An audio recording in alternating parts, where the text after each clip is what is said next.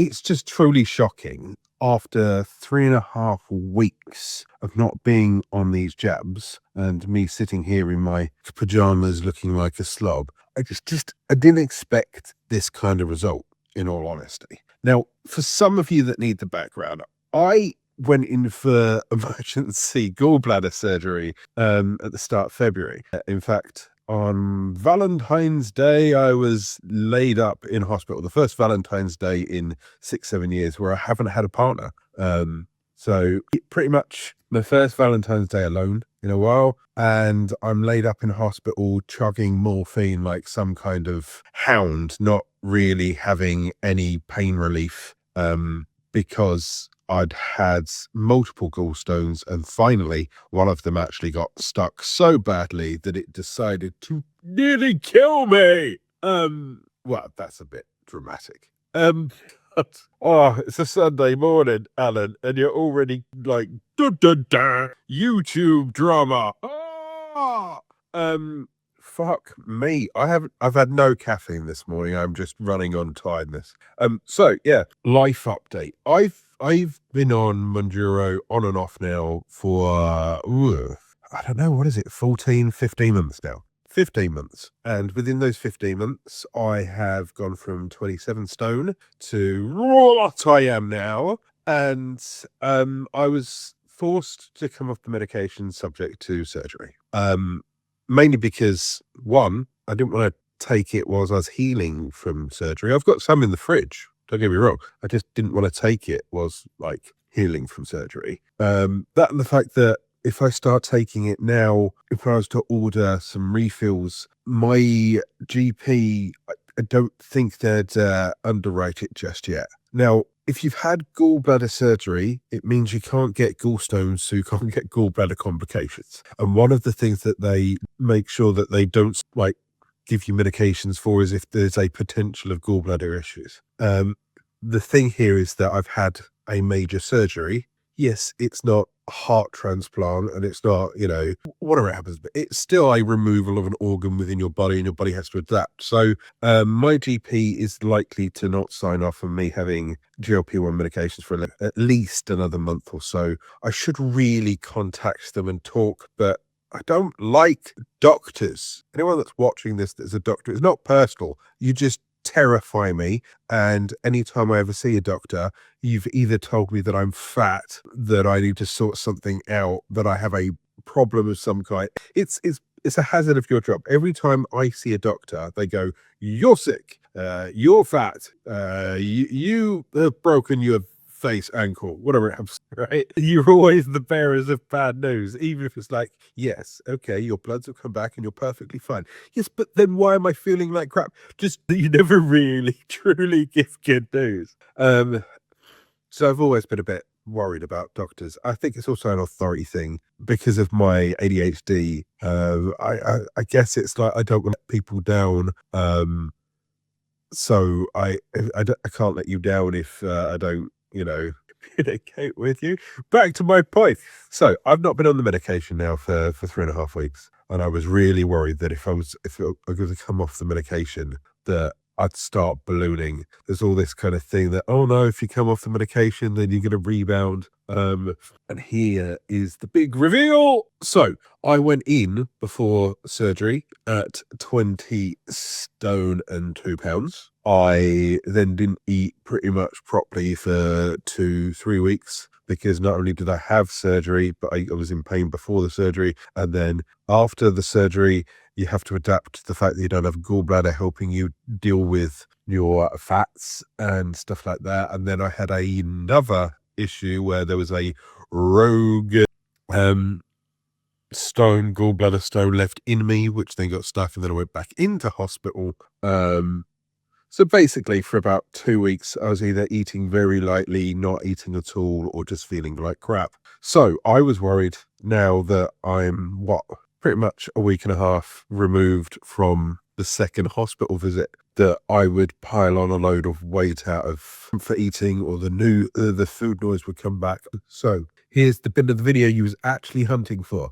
1, yes, there is more food noise. 2, I am eating more stuff that I wouldn't have eaten previously. Like, it's currently Easter lead up, which meant that I had Easter eggs in the house. And I've actually, for the first time in ages, craved some Easter eggy chocolate. I don't know why. It's because Easter eggy chocolate, even though it's the same chocolate, it's just once it's molded into an egg and it's slightly thinner, it tastes a bit different. Am I insane? Tell me if you agree with that. In fact, let's do this part of a mission. And why don't you type the word egg or egg in the comment section so I know that I'm not alone. The Easter egg chocolate just tastes different in the best way, even though it's the exact same chocolate. Just an Easter egg shell chocolate tastes different. So anyway, so yes, there are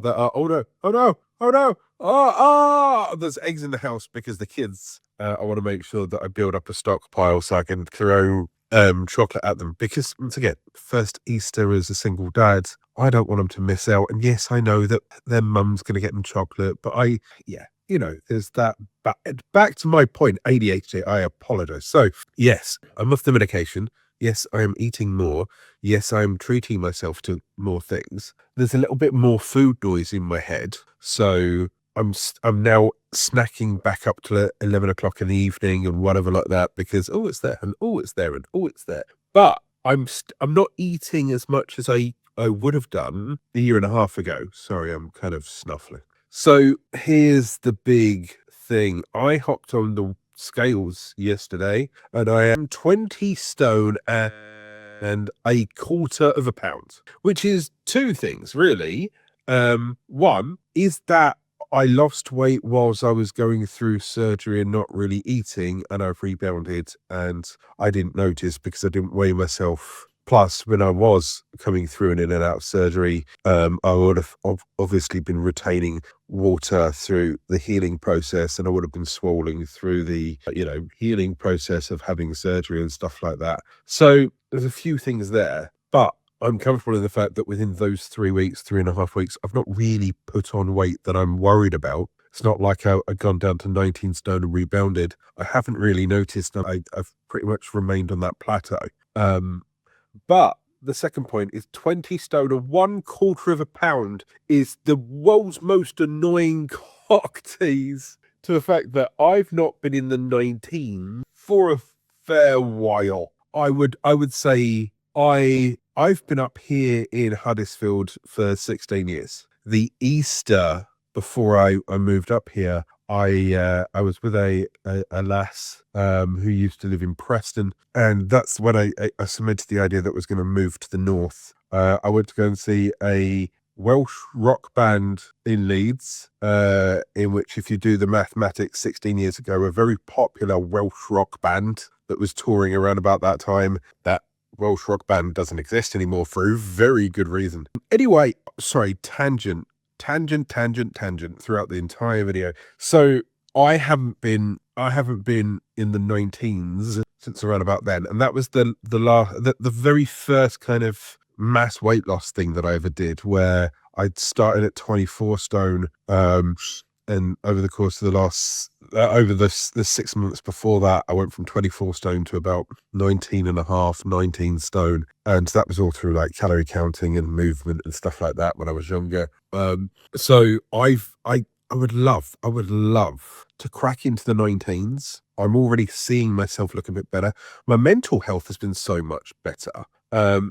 That's not because I'm off the jabs. It's just, when finally the penny drops, I know what I can do now. I'm much more confident in what I can do now. I've been off the, not only the weight loss meds, but also my antidepressants for the last 3.5 weeks. And for the same reason, I came off the medication because I couldn't take it whilst I was having surgery anyway. It was just physically not in my hands. I was supposed to take it daily, but I couldn't because I was in hospital and I forgot it. So I decided, right, I'll try coming off of them. Plus, some of the pressures, the strains, and the relationship that I was in was before I started taking those medications is when the wing mirror now.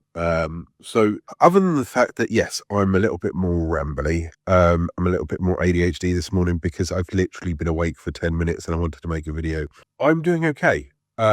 Yes, there's more voices in my head when it comes to food, but I'm eating healthier than I would have done 15 months ago. Am I eating worse than I was a month ago?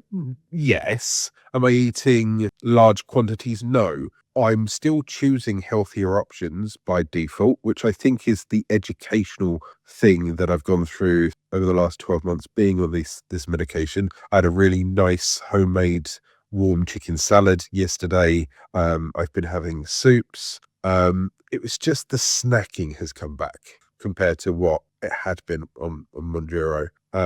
So I'm not on Mounjaro, but I am still kind of losing and maintaining it, which is a good sign. Now that I'm effectively resetting what dose I'm on, I will be going back onto Mounjaro as soon as I can, subject to GP's medical guidance, and I'm going to drop down to 2.5 and then work my way back up. I will continue to make these videos here because I like the community and I really love you guys and gals. So there's two things. One, egg. Is chocolate from an Easter egg so much tastier? Reply with egg. And two, I now have a meal plan, a completely free meal plan that you can download from my website. There's a link in the description down below. It's a 14-day meal plan that can help you whether you're on GLP-1s or not. There's a checklist, there's a shopping list. So please go and grab that because I'm Alan, I'm losing it, and I just want to share that knowledge with you. I'm now going to go and blow my nose because this is the first spring cold and then try and get the phrase egg out of my head. Boop!